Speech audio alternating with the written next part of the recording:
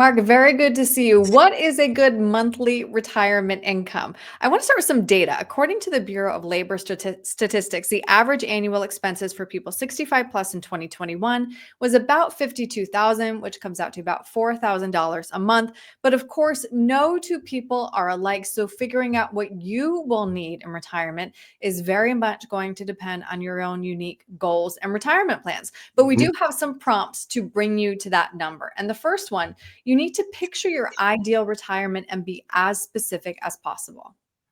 Yeah, I think this is probably one of the foundation things that most people overlook. It's we call it lifestyle planning. Hmm. And I think if you're married in particular, you want to get together with your spouse and really envision what you want to do in retirement. What's your new purpose going to be? Is it going to be travel, charity?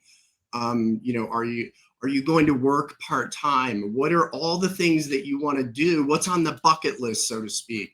So you need to have conversations and brainstorm about what that retirement's going to look like, because again, we could be spending more time in retirement than we were in the workforce because we've got longevity. Hmm. And then, of course, you need to know what you're spending now. So track your expenses and create a spending plan. Yeah, I know it's interesting with a lot of people that come to us from different workshops, retirement workshops. We generally look at we kind of gauge what that baseline income that they might need. But I Yeah. would suggest for people to go a little bit further, and you can look up like a budget sheet, but you want to kind of track what your expenses are, but then realize some of these expenses or things you're contributing to, like 401ks, you're not going to be doing in retirement. But you want to get to a good number and then maybe increase it a little bit, because you never know when bad stuff happens, you might need extra capital to pay for those things. Right. And some of that might be, considering common risk factors, including longevity, inflation, and changes to Social Security.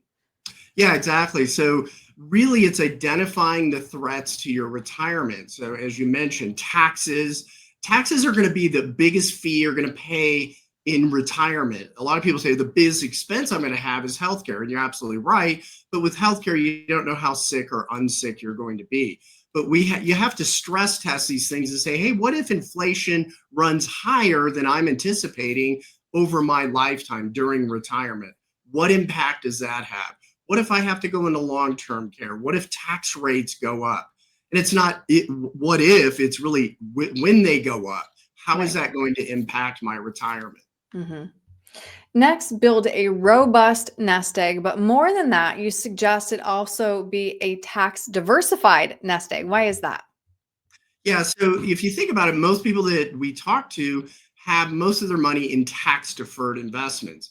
And that's they did all the right things. They did what they were told to do. They dotted the I's, crossed the T's. They were great savers. But ultimately, they're going to get to a point where they have to take the money out. It's called required minimum distributions. And many of them are going to have to take it out when tax rates are higher than when they put it in. So we're always looking and saying, okay, well, what about the other buckets? You've got taxable, you got tax deferred, and then you have this tax-free bucket. Now, does it make sense to convert now? And that's what you really want to look at, is taking some of that tax deferred, moving it to the tax-free bucket, paying taxes when tax rates are on sale, so that ultimately when you're taking it out later in life at a higher tax rates, it becomes a much more valuable cash flow. And ultimately, you're mitigating one of the biggest threats to your retirement, which is higher taxes in the Hmm. future. And Hmm. I think with this new administration, we all have about a 4-year reprieve from tax rates really going up. Hmm. Right. But the window of opportunity probably will be closing. And then, last, of course, you need to determine if you want to leave anything behind. And working with a financial planner can help you with legacy planning. Yeah, exactly. I mean, obviously, we need to engage an estate planning attorney or somebody in that field to draw up an estate plan. We need wills, powers of attorney? Do we need a trust? All those sorts of things. But we have to think about where we want the money to go. And if we've done a good job, there's going to be something left over.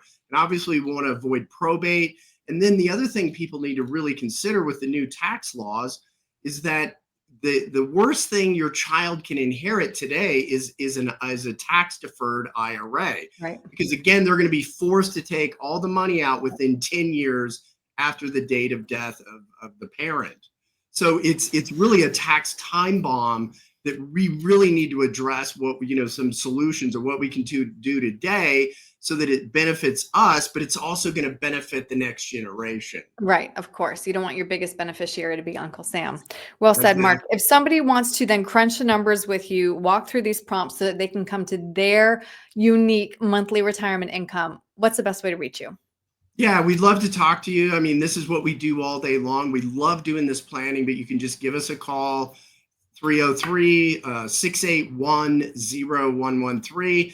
And Dawn or myself, my assistant, we can schedule that appointment. But you can also go to our website, mcgregorwealth.com. There's lots of good information that you can pull there, but you can also schedule an appointment there. You can see my calendar and then link it up to what works for your calendar. Great. Mark, thank you. All right. Thank you, Erin.